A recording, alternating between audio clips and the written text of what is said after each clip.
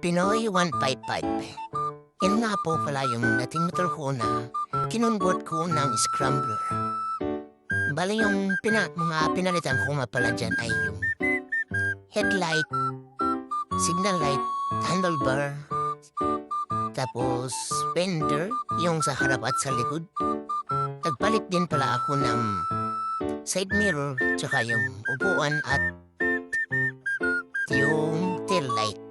So, bali, yung inuna ko po dito ay yung headlight kasi yun yung mas mahirap mailagay. Yung pagwa-wirings. Yan.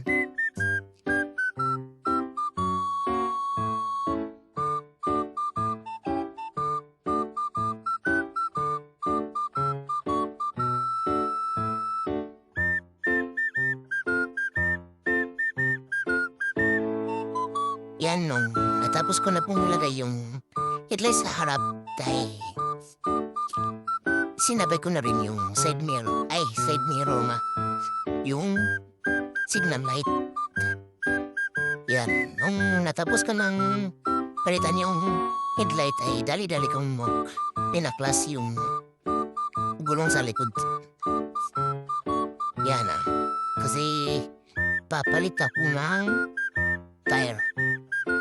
Bali yung ginamit ko nga pala na tire dyan ay yung stock rin na size, yung 300 by 17, tapos sa harap ay 275.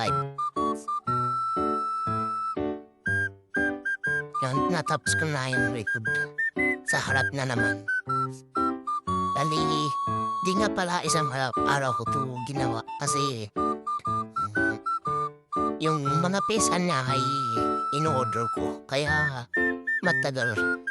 Hindi sabay-sabay kasi kulang sa balit.